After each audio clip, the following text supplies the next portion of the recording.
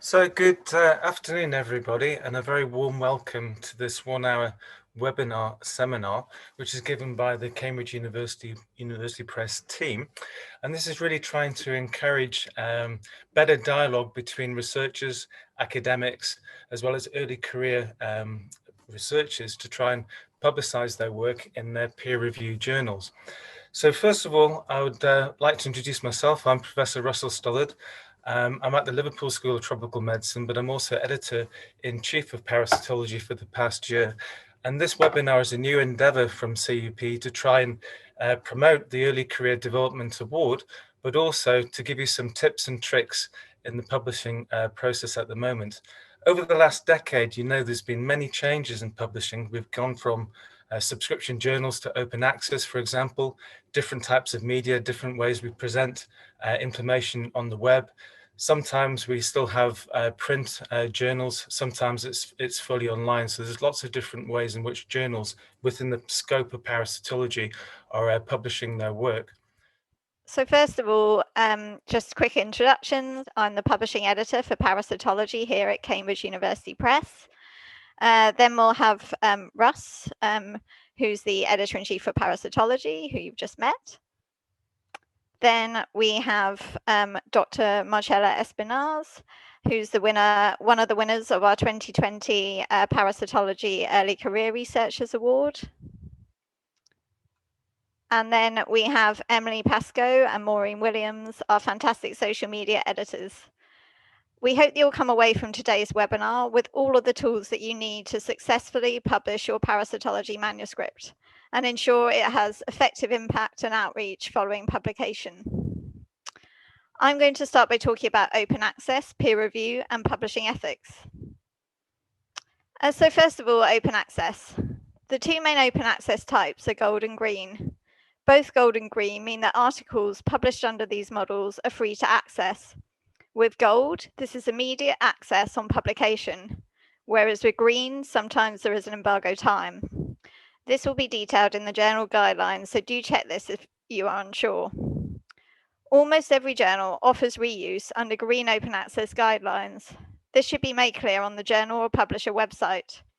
Whereas with gold, this is determined by the type of user license that the author selects. I'll talk in more detail about the different licenses on the next slide. With gold open access, an article processing charge is usually required, either paid by the author or on their behalf by their institution or funding body, whereas with green, there is no fee. With gold, there are two ways you can publish open access, either by publishing in a hybrid journal, where the journal is primarily a subscription journal, but with an option to publish open access, or by publishing in a fully open access journal. Funders usually mandate what type of open access their grants can be used for, usually with a preference for gold in a fully open access journal. So again, keep any eye on what the requirements are. For green open access, check your journal guidelines for publishing instructions. Usually authors publish in the journal and then self-archive their paper in a repository. So how is this different from free access? Subscription articles may be granted free access as part of a marketing campaign, for example. Although both give access, with free access there is no reuse, modifying, or sharing allowed.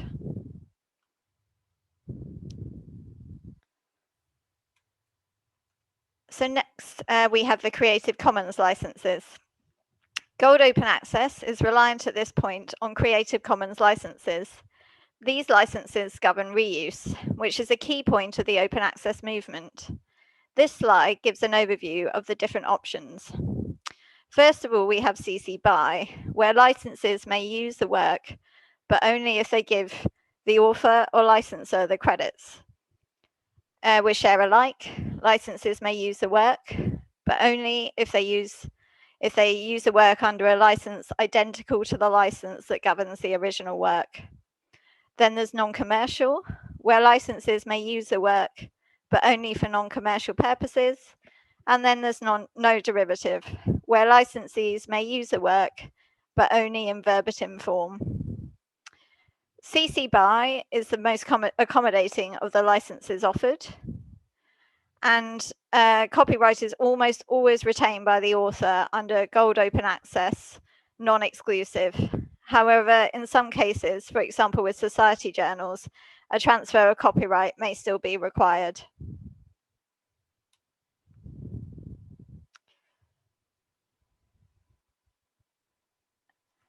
So what are the motivations for open access? Open access enables enhanced access and interrogation of data, accelerating the return on the public's investment in research and advancing the scientific process. It enables discoverability and dissemination. Open access articles receive 18% more citations than average.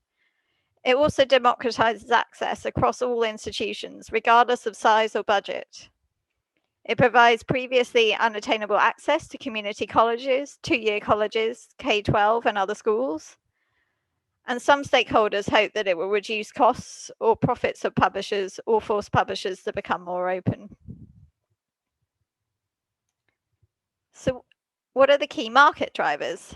Well, there's funder policies, big deal negotiations or read and publish with open access becoming a core element, growth of open access in different subject areas, authors can share work easily and without restriction with a wider audience, changes of attitude within academic societies towards open access, innovation in different types of publishing output, and access to publicly funded research. So what is your journal's policy? Journals and their publishers are working to make open access options available to their authors. Publishers are launching new Gold Open Access journals. Journals are flipping to Gold Open Access where possible. Subscription journals have introduced hybrid options. Most journals have a clearly defined green open access deposit policy. And libraries and publishers have been working together to centralize funding for open access through read and publish and/or publish and read deals. So what is your funder's policy? Funders all have different policies and requirements. This slide gives examples of some of the major funders. There's UKRI, World Health, the Wellcome Trust, the European Commission, to name a few. So it's important to familiarize yourself with what your funder requirements are. Next, I wanted to touch upon Plan S.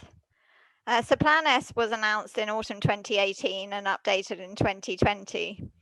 And it states that scientific publications are the results from research funded by public grants provided by national and European research councils and funding bodies must be published in compliant open access journals or on compliant open access platforms. So the goal is to facilitate the full transition to open access for the entire industry, not just Europe. And it's written in such a way that non-compliance by publishers would threaten their entire business. And you can see at the link here that I provided who signed up to Plan S so far, and it's truly global. There's a real spread of signatures there. So how can authors comply? So to comply, authors must either publish in an approved open access journal or platform, immediately put a copy of the manuscript accepted by the journal or the final published article in an approved open access repository, or use a hybrid journal that is covered by a transformative agreement and so intends to become a full open access venue. So this means that authors must vet publications to ensure that they meet Plan S requirements. And it also means a limitation of author choice, a requirement to publish under certain licenses, and restrictions against publication in subscription only or many hybrid journals, all post 2024. So I'm now going to quickly touch upon peer review. Peer review allows your research to be evaluated and commented upon by independent experts, your peers, who work within the same academic field as you. Its aims are to ensure that your article is sound and accurate, give you detailed and constructive feedback on your work from experts in the field, alert you to any errors or gaps in literature that you may have overlooked, and create a discussion between the author, reviewers, and editor around a research field or topic. So although the basis of peer review is the same across all journals, there are different types in existence. The most common of these are single-blind peer review, where the reviewers are aware of the author's identities, but the authors are never informed of the reviewers' identities. Double-blind peer review, where neither author nor reviewer is aware of each other's identities. And open peer review, where authors and reviewers are aware of each other's identity. The type of peer review used by a journal should be clearly stated in the policy pages on the journal's website. When looking at the possible outcomes of peer review, it's very unlikely that a paper will be published in its original form. Revisions are nearly always asked for, and the following represents the range of possible outcomes. There's accept without any changes, where the journal will publish the paper in its original form, but this type of decision outcome is rare. There's accept with minor revisions, where the journal will publish the paper and ask the author to make small corrections. There's accept after major revisions, where the journal will publish the paper, provided the authors make the changes suggested by the reviewers and/or editors. And these could be things such as structural issues that call for a significant reorganization of the text. There's revise and resubmit, where the journal is willing to reconsider the paper in another round of decision making after the authors make major changes. And then there's reject, where the journal will not publish the paper or reconsider it, even if the authors make major revisions.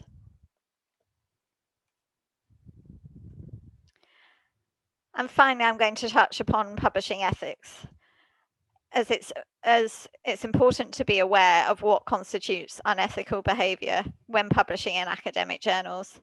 The first and most important thing is to not submit to more than one journal at a time. Declare to your chosen journal that your manuscript is not submitted elsewhere.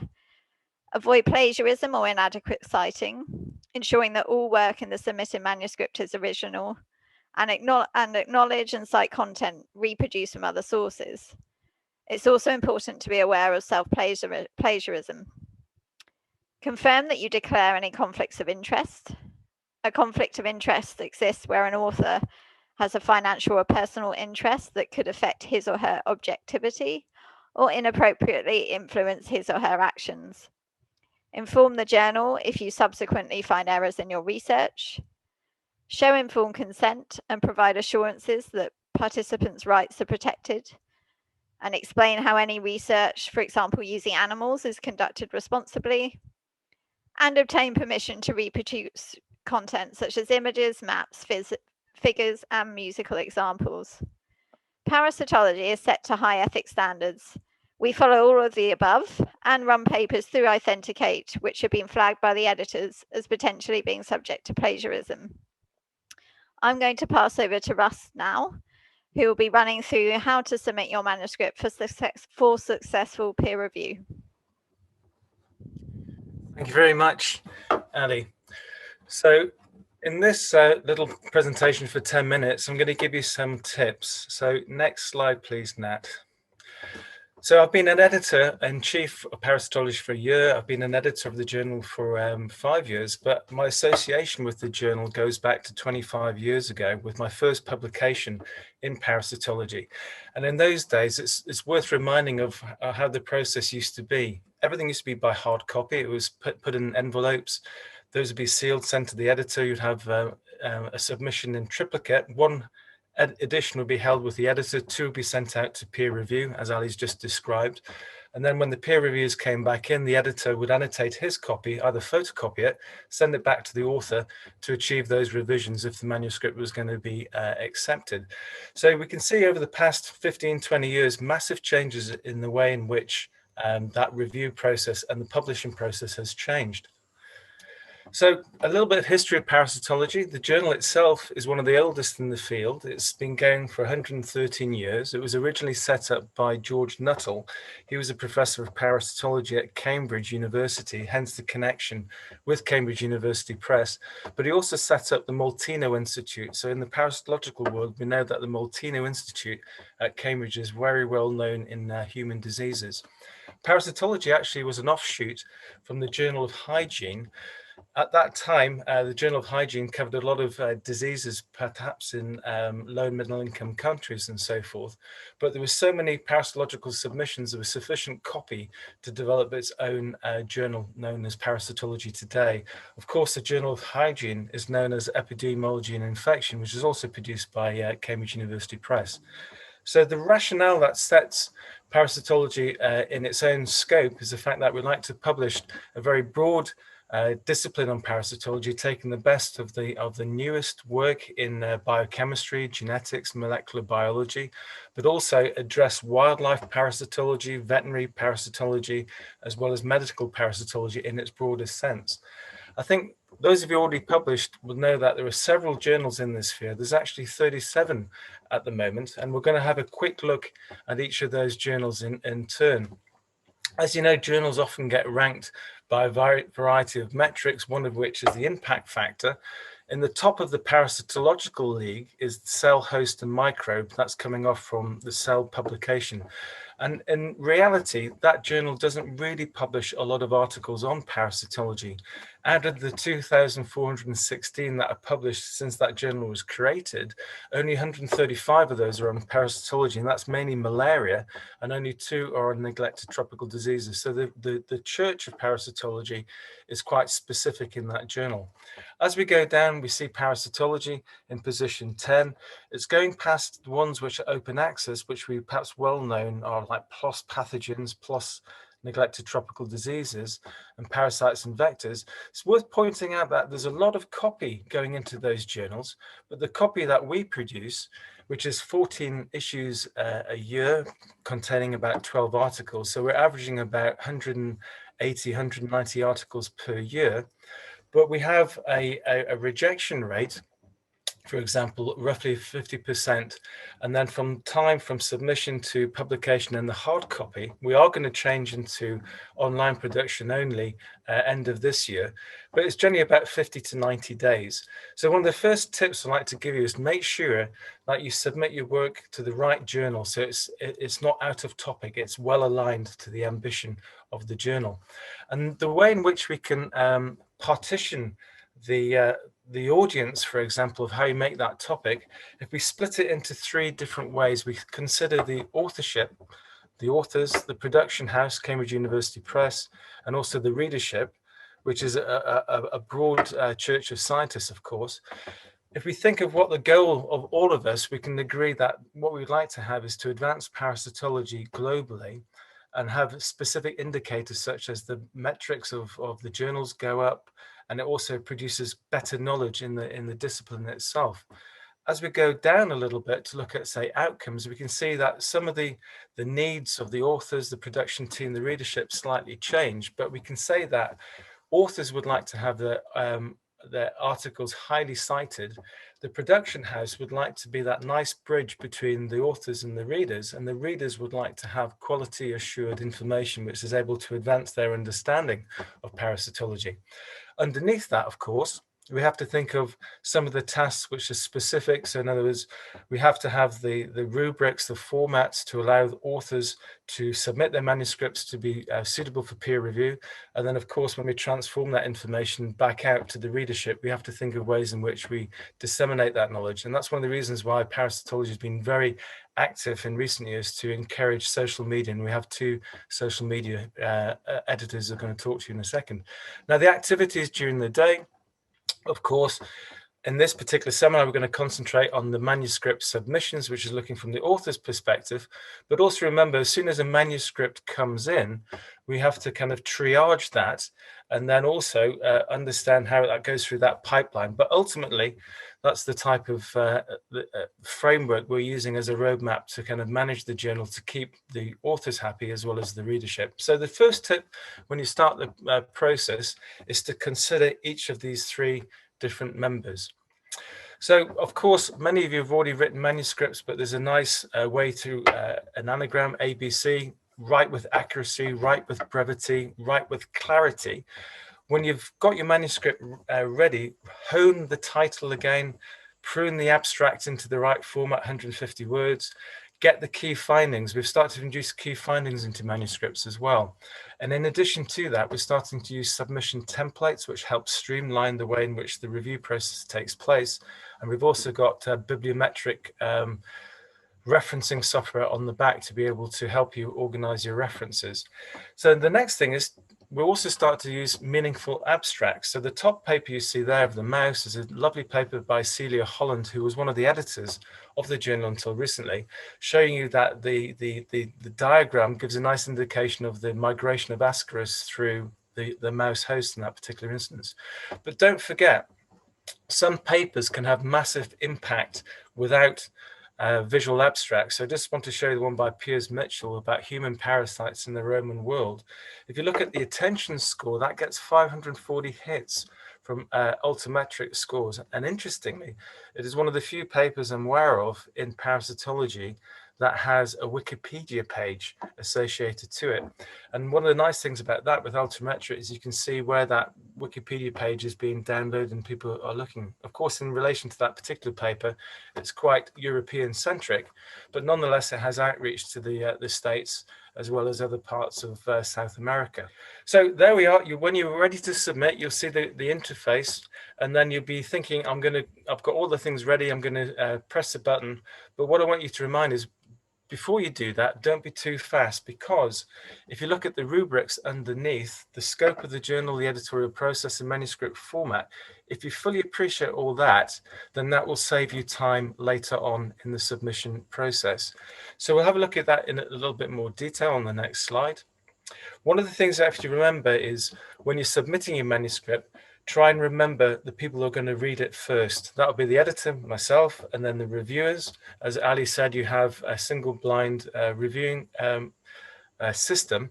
So the top tips I want to tell you before you submit that button is show the knowledge of the journal to understand who we are, who our editors are, who the editorial board is, what our expertise is, how the topic aligns with what's being produced in parasitology. Think like a referee. Strictly cross-question your manuscript to identify its own weaknesses and try and correct those as best you can. And then hopefully the reviews will give you constructive criticism after that. And then this is really important, write a thoughtful cover letter in your submission to help highlight some of the novel facts that you've been able to advance the field. And that really does help us identify future referees for your manuscript, but also judge the novelty in the field of parasitology and why that manuscript fits nicely within parasitology as opposed to PLOS pathogens or PLOS NTDs and so forth. And as Ali was saying with the ethics, make sure all authors have contributed to your manuscript and that the submission is well known to each of the people who have been helping that work, in addition to the people in the acknowledgements. So now you're ready, so you can press the bingo button and off you go. Now the next tip is this process takes time, so please be patient and then react to the messages that we send out when we give you the referees reports and so forth, and knowing that there'll be an additional level of scrutiny on the manuscript afterwards and also a length of time. So we'll go through that process a little bit in more detail before we introduce some of the expertise on the journal. So, for example, there are 7 academic editors on parasitology. Most recently joined us was Lisa Ranford Cartwright and also Helen Carabin. But before that, Laura Rinaldi also joined. She's a veterinary parasitologist. And also in line with the work we've been doing on social media, each of the editors have got a little blog site to tell them about their expertise and the reasons why they're interested in parasitology in the first instance. So when you submit your manuscript, start thinking of who the handling editor might be. Could it be Laura, Lisa, Helen, Jonathan Wasserman, for example, or myself? So know the expertise, but also then look up the editorial board on parasitology. So there's an A to Z list of board members who help with reviews. So the first one might be Walid, and then the last one might be Anetta. Walid's got experience, for example, in medical diseases and leishmaniasis, and Anetta has experience, for example, in helminths and veterinary parasites.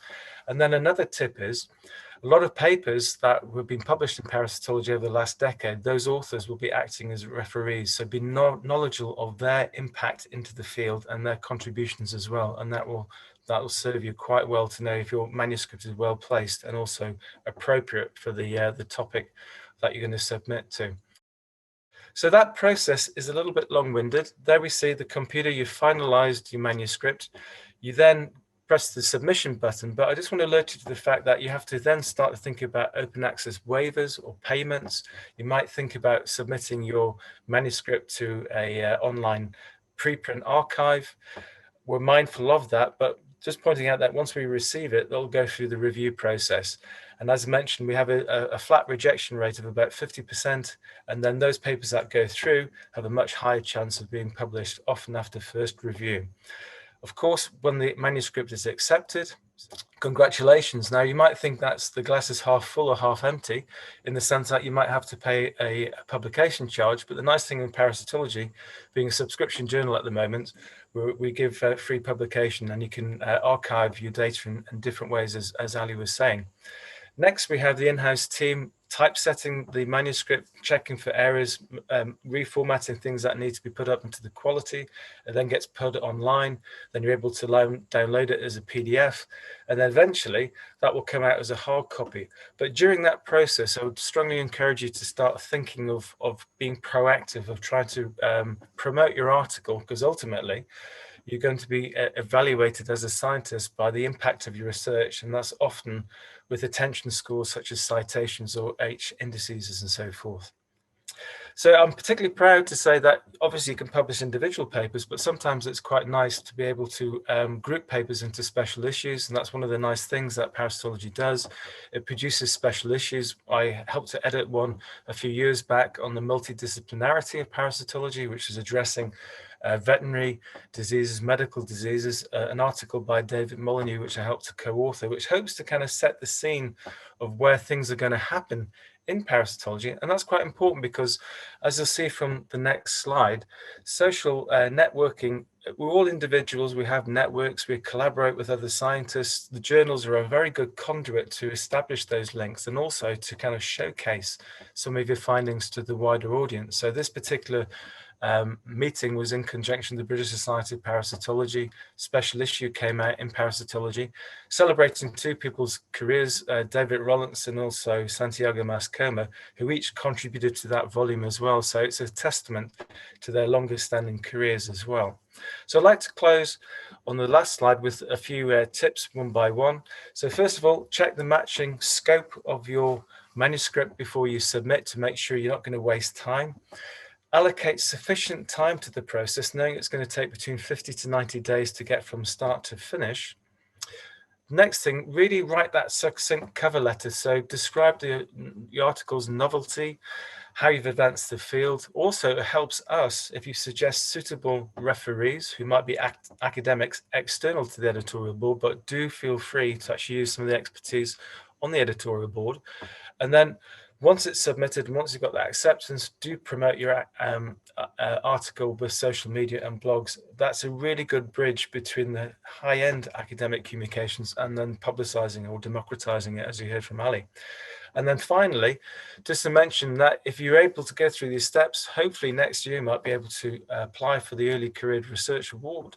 And then the next talk, I'd like to be able to introduce you to Marcella Spezzanzi, who is this year's award winner, and she's going to give you some experiences of her interaction with parasitology and the journal. So over to you, Marcella.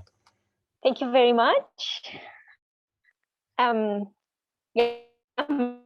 Marcella, I'm very happy to be here this afternoon. And thank you very much to the organizers for considering me for this webinar. So I'm from the south of Chile, where I studied veterinary medicine.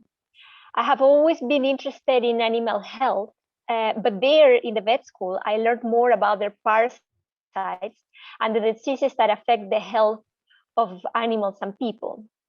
After I finished my undergrad, I was lucky enough to become the coordinator of a conservation project of an endangered species of deer in the south of Chile, the huemul deer. This project gave me the opportunity to interact with the community in the activities of wildlife conservation. After this project, I decided to further my studies, and I went to South Africa to a master's in conservation biology at the University of Cape Town. My dissertation was focused one hand in the analysis of host specificity of hard tick species in South Africa, and on the other hand, in the assessment of tick transmission among mammal hosts, and especially the role of domestic animals in the transmission. The study on host specificity revealed that immature stages of hard ticks behave more as generalists than adult ticks in South Africa, which contributed to understand host-parasite interaction. Now, that particular study on host specificity was my first paper as a first author, so I keep it very close to my heart, and it was published in the journal in Parasitology. Continuing with the aim of learning more about parasites and wildlife diseases, I enrolled in a PhD in conservation ecology at Stellenbosch University, also in South Africa. This research aimed at determining the diversity and the abundance of parasites associated with African penguins and the environmental conditions that influence parasite populations at 5 colonies located on the west coast of South Africa. Fieldwork was carried out in 2016 and 2017 and included collecting ectoparasites from the plumage of the penguins and from their nests, collecting blood to assess the presence of blood parasites, and feces to assess presence of helminth eggs. I also recorded the environmental variables such as temperature, precipitation, nest density, and nest characteristics of each colony. Part of my thesis looked at the parasite diversity associated with African penguins. Here we found ectoparasites such as a zebra tick species, 2 flea species, and a louse species. And we also found 2 orders of blood parasites, including bacterial and protozoan infections, and eggs that belong to genera of 4 genera of helminths. The study obtained samples of over 700 penguins and over 600 nests across colonies and showed that the parasite abundance was affected by penguin age, with chicks being more affected than adults, by location, with island colonies being less affected than mainland colonies, also by nest density, where I assessed total and active nests, and by season, where animals were more affected in spring than in the colder months of winter. Parasite infestations in penguins and in their nests varied across colonies, which might indicate that external factors associated with each penguin colony influence parasite demography. And this study contributed to colony management decisions by shedding light on the factors that promote parasite infestation associated with these endangered species of penguin. This study was published in the journal Parasitology and was awarded in the year 2020. This was a recognition not only to my work, but also of a group of collaborators who supported this research. Personally, this recognition makes me feel that people appreciate all the effort and love that we as a team have put into this project.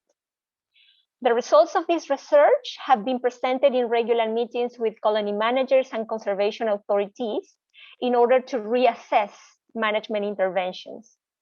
I have also shared these findings with colleagues and the general public through several interviews, popular articles, podcasts, and in national and international conferences. Well, currently there are many ways to disseminate your research. ResearchGate is one of the professional networks I often use. It is easy and effective in getting in touch with other colleagues. There's also Twitter, Facebook, and I have even seen people using Instagram to show images of their research, since a picture can say 1,000 words.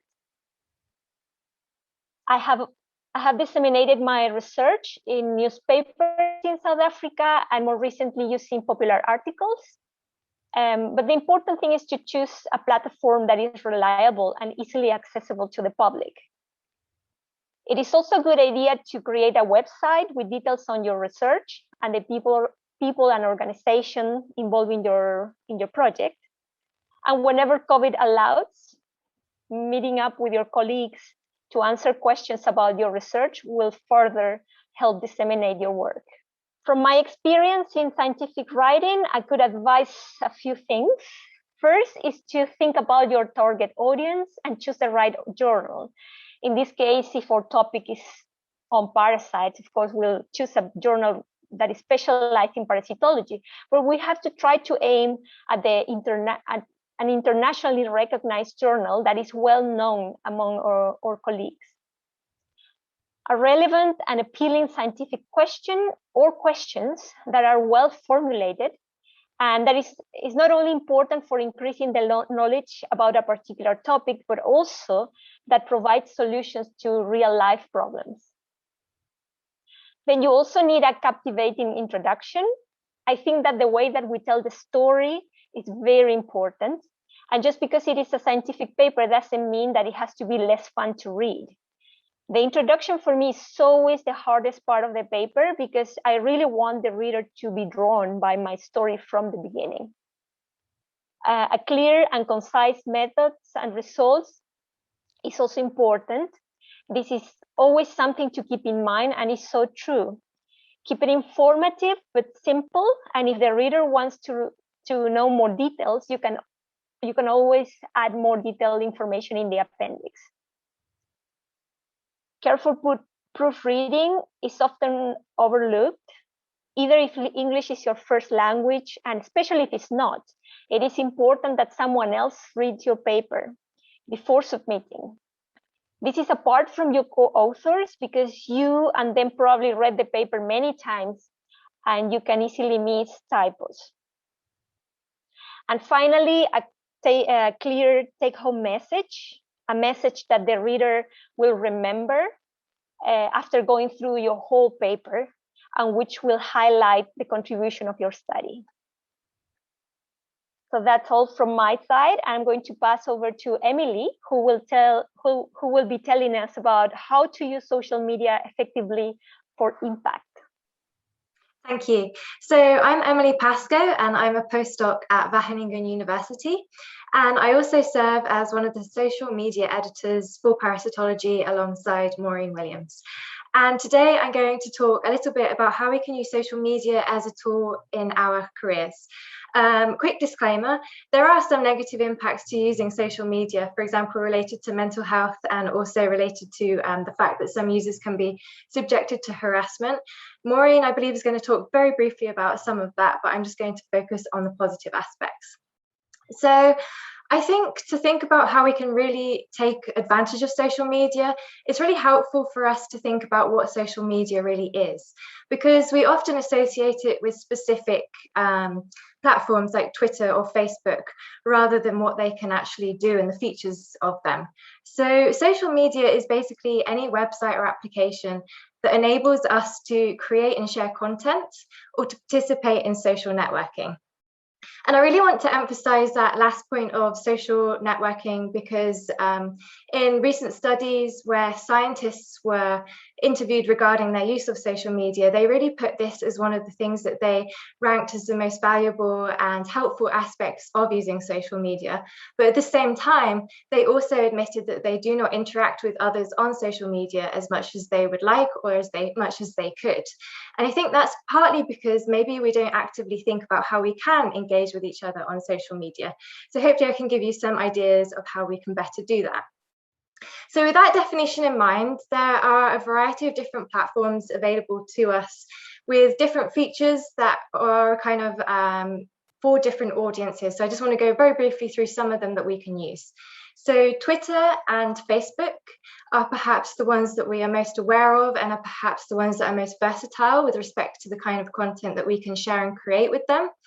Then we have LinkedIn, which kind of functions like an online CV and is a really great place to be able to interact with your current and your potential future colleagues and employers and employees.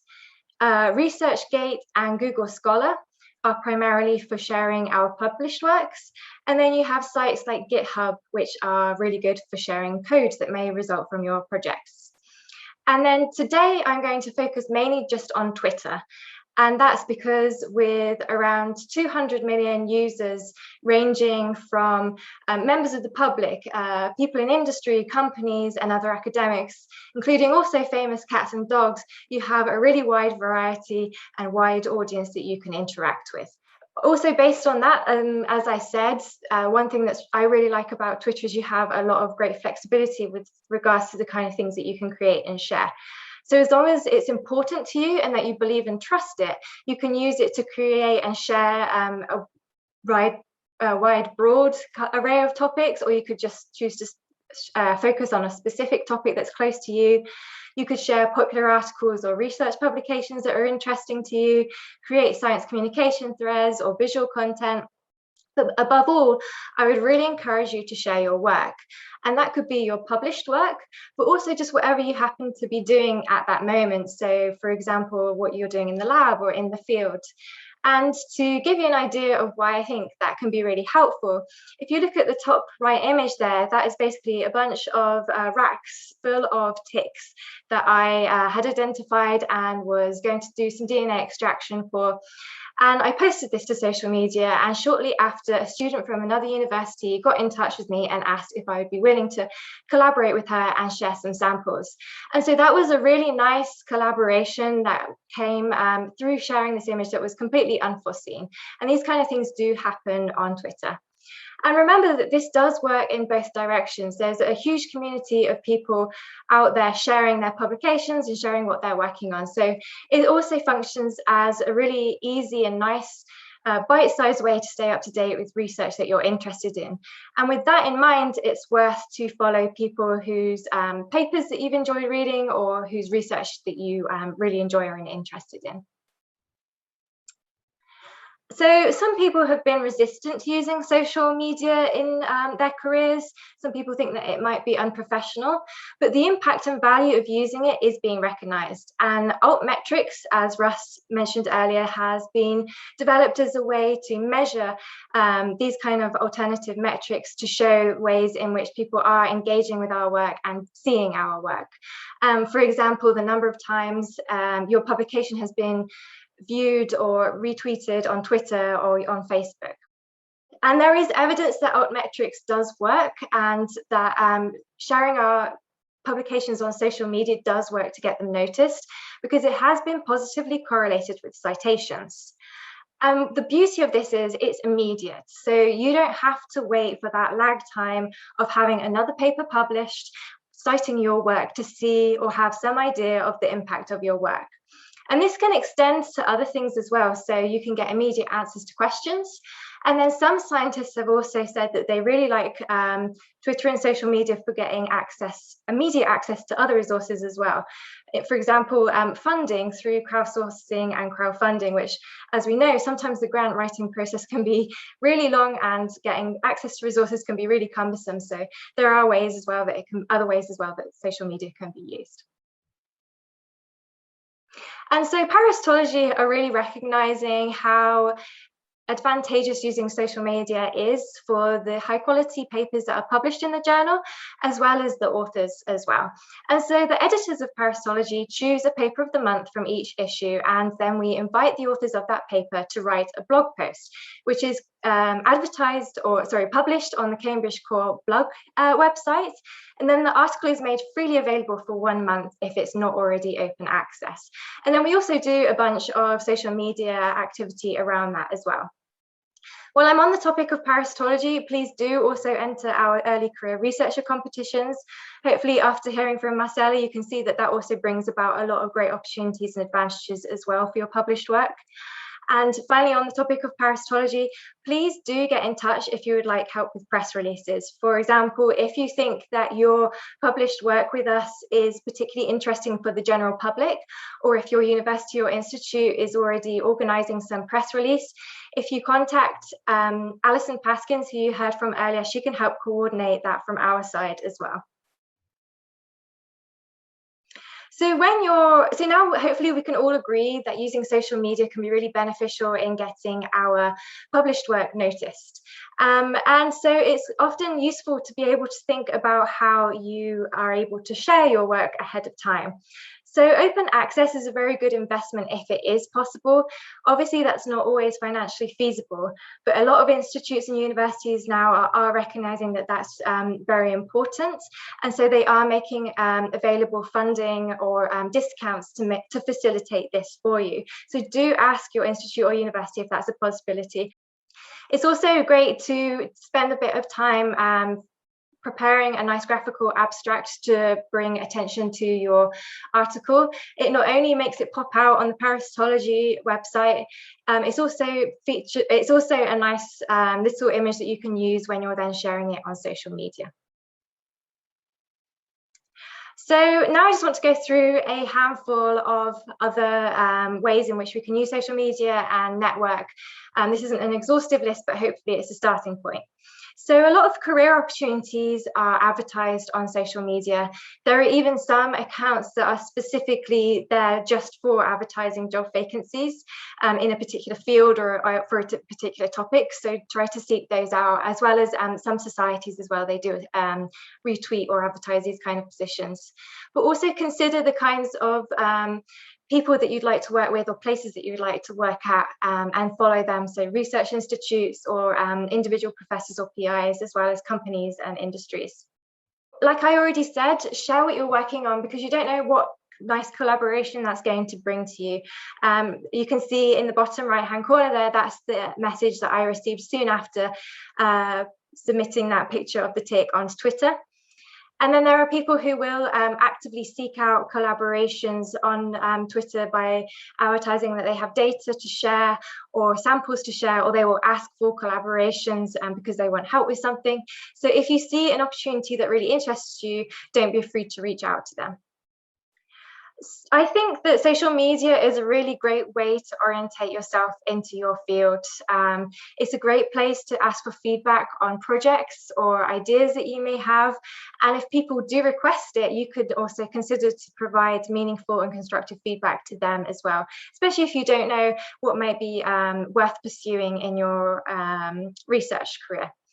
It's a great place to share resources from books you've read, papers that you found interesting, or online courses that you found really helpful. And as everyone is sharing this stuff as well, and their papers and what they're working on, you get some a continuous stream of bite-sized research updates, which is really nice to keep you up to date in the field. And you can learn about conferences or other events there as well. By following societies in particular is particularly useful for that. All of this information can understandably be a bit overwhelming because there's so much you can get from this. So I would really advise to make use of the lists function, because this allows you to curate accounts according to specific topics or themes that you find useful. Or if you're not too sure where to start with that or what that really looks like, you can also view other people's lists. So for example, here on the right, we can see that this individual has curated a list of all the accounts that they follow, which are focused on parasitology and pathogens. And that just gives you one nice feed of all that information in one place that you can look at separately. So social media is also a really great place if you find yourself in a situation where you're not able to get answers to questions or support that you need around you in your immediate research group or the people who you work with. Obviously, it's not a substitute for a good supportive team, but at least helps you to fill in some of those gaps if people just don't have the knowledge that you need. So I've had great success in asking people on Twitter for help with protocols because other people in my lab had never performed them before, and they gave me some great advice. Same goes for what kind of lab equipment to use. You can get some great information on what worked well, what didn't work well for other people. Funding is a really great place. Social media is a great place to get a lot of information about funding and how to improve your application. There is a great community of people who are willing to share tips of how they managed to get their funding, which is really nice. But also have fun with it. So share questions or ask questions about general curiosities in your field and also for your personal life as well. And don't make this just a one-way street. Make sure that you answer questions if you know the answer, and if you don't, consider connecting other people who may know the answer and supporting each other in other ways as well. So just to summarize, Social media is a really great tool for giving and receiving support in many different areas of scientific life, particularly if you find that the people around you just don't know the answers to the questions, because not everybody around you may necessarily know everything. So network and take advantage of other people who can help you there. Don't be afraid to actively engage with others in a constructive and thoughtful way. So really take advantage of this opportunity to network. But remember, it's not a one-way street. You also have to allow others to benefit from this as well. So give back when you can by answering questions or connecting people. So if you also find this overwhelming, make use of the list function to curate helpful accounts. And then finally, enjoy it. So have fun with it. Realize that it is really fast-paced, so attention is going to be short-lived. But whilst you have that attention, really enjoy it and make the most of it. But don't let it run your life. So having a social media account isn't going to make you a good or a bad scientist. And with that, I would like to pass over to Maureen Williams, who's now going to tell you how you can really create some of that fun and engaging content. Hi all, thank you Emily for the handoff. My name is Maureen Williams. I am a postdoctoral researcher at the University of Washington, and I'm going to talk to you a bit about how to make sure your communications are fun and engaging and get you the attention that you deserve on your results. So now that we know the basics of social media, let's make it happen. Let's generate some buzz about all of the work that you've done and the great results that you've found. So the first tip I have is to make it fun. People engage with things when they know that the person presenting them is enjoying it and having a good time. So two great examples of this. On the left here, we have parasites in art. So there are people who go through old art and find examples of people interacting with parasites, which is something that the person posting enjoys, and that really comes through and makes you want to engage with it.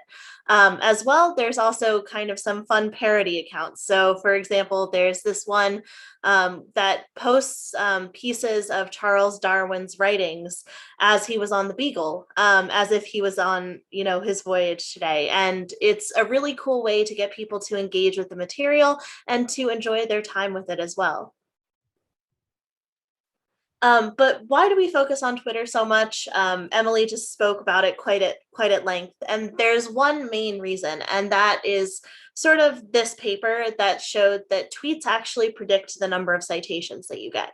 So the number of tweets a paper gets is directly correlated with the number of citations, page views, and downloads of that paper. Twitter, since it's free, is a really great way then to bring attention to your paper and to make sure it's getting cited. So some real basics, tweet is just one that you type and all of your followers can see. @tweets are only seen by the person the tweet is directed at and anyone who follows both of you. So for example, if you were to say @modubs11, hello, that would only go to me, but it would still be visible to everyone. So not everyone would be notified that it happened, but they could go back and see it. So to make sure that @tweets are seen by everyone, make sure that the @ is not at the start of the tweet. So for example, if you said hello @modubs, that would be posted to everyone's timeline and I would be notified. To privately communicate with someone, you can use the direct messages feature. And this is something that's really helpful if you're interested in applying for jobs that you've seen on Twitter or interacting with people who are using specific methods on Twitter. And just a quick note on direct messages. So these can be between two people or more than two people. You can only direct message with people who follow you or who have their inbox open. Be careful with your direct messages. You don't want to harass anyone. You don't want to talk badly about others, and you don't want to bully others. And it's really good practice to tweet someone to see if they're open to a direct message, especially if it's someone that you don't know in person. So just send them a quick, open tweet saying, hello, are you willing to direct message to discuss your job posting? Or are you willing to direct message to discuss the recent paper you wrote? Almost always people will be open to it, but it's just really good etiquette to make sure that people are available for it. And there are some kind of general rules you want to follow. For instance, don't say anything online that you wouldn't want plastered on a billboard with your face on it. It's best to think of Twitter as kind of like a pub or a party. Anyone can come in and out whenever they like and participate in conversations or eavesdrop. So be polite, be interesting, and be entertaining. Remember, everything you tweet is public and anyone can see it. And that includes your supervisors, collaborators, potential employers, and especially students. Don't tweet anything you wouldn't say in real life, and don't tweet anything that would be mean or harassing. And this is just a quick reminder that if you are uncomfortable online, if you're being harassed, there are resources out there to help you. So you can block anyone at any time, and that prevents users from contacting you. That works on almost all social media platforms, from Instagram and TikTok to Twitter. Basically, all of them have options for you to block people so that they cannot communicate with you. You can report people for violating rules as well, and please don't hesitate to stand up for yourself. It can be scary, and it's totally acceptable to take a stand to protect yourself. So just quickly, how to reach the biggest audience. So consider your audience. Some general ways of tweeting here are really helpful. So first, think about who you're talking to. So you can start a tweet with, for all blank enthusiasts. So for all tick enthusiasts. Are you interested in working on or curious about schistosomiasis? That's a really great way to get people who are interested in those specific topics. If you're looking for expertise, you can say experts interested in trypanosomes. And that's a really great way to just get people's attention quickly. You can do a who-why combination. Are you struggling to analyze your blood smears? Here's a solution. You can ask for a call to action. So if we're trying to eliminate schistosomiasis, give people direct tasks so they can do to help you. You can kind of craft your tweets around the why. So describe a problem followed by how your finding solves this. And then focus on what you want to talk about. So if you're targeting a broad audience, you want to make sure that you use really plain language, right as if you're speaking to someone who's intelligent but uninformed on the topic. And you can also target things to experts. So using technical terms or tagging specific people who are experts in the field. And this is, you can construct your social media in whatever way most serves you. And you can construct things in multiple ways. So you can put out a tweet for general broad target audiences, and you can put out a tweet for experts. And both of those can get attention from their specific groups. To craft tweets for impacts, one, use hashtags, but sparingly. 1 or 2 hashtags is really what works. So hashtag Parasite or hashtag malaria will help you get to the people who are most interested. Multimedia tweets work best. So GIFs especially, or GIFs, depending on how you prefer to pronounce it. You can use Google image search and filter specifically for those. GIFs get a ton of attention. People love to see moving items, and you can even turn things like PowerPoint slides into small GIFs that you can then post on Twitter or on Instagram. Short videos are best. Anything that you've taken in the lab or fields is really great for getting engagement and getting people interested, as well as it helps them know the story behind your work. Knowing the story behind your work gets people really involved. You can mention people in your tweets. It's best to limit that to 1 or 2 people. You can also quote tweet. So write your tweet and then do what's known as a quote tweet, where you retweet something, but then type another tweet on top of it. If you quote tweet, you can then tag your employers, your collaborators, to make sure that they're getting that and know that it exists so that they can also share it. And if you tag us in your tweets, we'll retweet you. We love to share information about parasites and parasitology. And if you've published with us, we want to bring as much attention to your work as possible because we believe in it as much as you do. So make sure you're interacting with us. We're super happy to help. Finally, you can also use threads. This is where you reply to your own tweets, and it's really great for telling a story. it allows for more natural storytelling. You can explain how you came to your results, what you did to get to where you are, and it allows you to share more media and tag more people. To get noticed, one of the best things you can do is use threads to tell your story. So the story of that particular paper, what happened? Why did you decide to do it? It's always so important to know how people came to these findings, and it really humanizes the results in a way that people are really excited to engage with. You can use things like Hootsuite or TweetDeck, and that will allow you to schedule tweets ahead of time and to essentially post things on multiple social media forums. So you can post on Facebook and Twitter at the same time and do less work to get both of those out.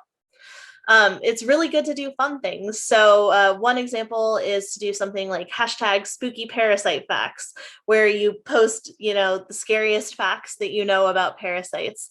There's a lot of different things that come around that you can engage with that way. There are also things where you can act as a rotating curator or a roker. And this can be great for soliciting help and bringing people together. So 2 of them that I'm familiar with are BioTweeps. They also hold a Twitter conference, which is a lot of fun. And we are R ladies. So those of us who use R to analyze our data, there's an account where you can interact and you can take a week where you curate the account. And it's really helpful for getting input and help. You can also, once you have your paper published, email colleagues and collaborators. Anyone who you think that you've met before who might be interested in that paper, send them an email. It helps them know that it exists and can actually bring it to their attention if they might have missed it otherwise. Finally, if you've written a paper recently and you tweet about it, you can pin the tweet to the top of your feed, and that will allow it to stay there and bring more attention to it. One of the things that we love to do as social media editors is to engage with what we call World Days. So these are days like the World Neglected Tropical Diseases Day. In order to engage with that, what we've done is we created a blog that highlights the day. We made some of our special issues focused on neglected tropical diseases free with open access. And what we really focused on there was papers that were published in the journal that are less than 3 years old. And we selected a small subset of publications that we then made freely available around the day so that people could access them. If you're publishing on a specific topic and there's a day associated with it, it would be really great for us to know if you've got some specific things that we could bring attention to. Some other days that we focused on previously include Global Hand Washing Day, which is very relevant for a lot of different parasites, and World Oceans Day. So if you've got publications that are focused on specific topics that have these days that highlight them, we'd love to help you make those more well-known. And finally, it's really important to consider accessibility when you use social media. So this little video just shows you how to turn on the accessibility features of Twitter. What this allows you to do is to enter alternative text. So if you have images, you can describe the images so people using screen readers can understand what's posted alongside your tweet as well. And these image descriptions are really crucial. For videos and GIFs, you can use something like this, like GIF, alt, and then a descriptive phrase in the text so that people are aware of what's actually being posted. And finally, it's really great if you can to use auto captioning on your videos and PowerPoints, to use emojis sparingly, and to make sure that your hashtags can be easily read by screen readers. So each word within a hashtag should be capitalized. So for example, the one in red here, this is a bad hashtag. A screen reader would not know how to break that up into different words. Whereas the second one, this is a better hashtag, where the first letter of each word is capitalized. The screen reader can then know where to break up the word into its subset words. So from here, I'm going to hand it back to Ali to announce the winners of our 2021 Parasitology Early Career Researcher Awards. Great, thanks, Maureen. So first of all, Natalie, if you could go to the next slide. I wanted to take this opportunity to congratulate the 2021 Parasitology Award winners. So first of all, we have the winners of the 2021 Parasitology Early Career Researcher Award, the same award that Marcella won last year. And this is for the best papers published in parasitology in 2020. So the first winner was Rafael Lopez, who's based at the University of the Balearic Islands. And then we also had Sarah Sapp and Joel Barrett, based at CDC, for their co-authored paper as well. And then the winner of the 2021 Irish Society of Parasitology Award, which is sponsored by Cambridge University Press, was awarded to Signe Martin, who's based at the GMIT and Marine Institute, Oranmore.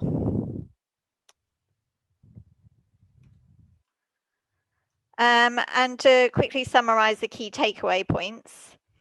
Plan the redaction of your paper effectively, use social media to promote your paper, and choose your journal wisely. I wanted to say a big thank you to all of our speakers, and I hope you enjoyed hearing from our panelists. Thanks to those of you who have submitted questions. We've replied to a number of them already online as we've gone along, but there is one question pending for Russell, which I will ask now. Russell's online, so that's great. So the question is, what is your policy on molecular data requirement for the description of new species or general morphology-based studies? Well, that's good. Thank you for that, Ali. As a systematist, that's someone who kind of helps to describe species. Parasitology is appropriate to publish that work, but there are other journals such as Systematic Parasitology that might be a better place. But in answer to that, if we think it's sufficiently novel, there's no hard restrictions in terms of how much DNA data you have to submit. But I would encourage you to use some DNA barcoding information to at least get one representative sample. If you are going to fix a new name onto an entity, it's very useful to have a little bit of molecular information. If you can't generate that yourself, I suggest that you try to find a collaborator who could generate that for you. And I think that would be our only kind of advice, is to make sure that whatever you submit, morphologically, it's fine. But if from a molecular point of view, it's augmented with a little bit of information, but that's not obligatory. Brilliant. So thank you very much. Thank you. Thank you.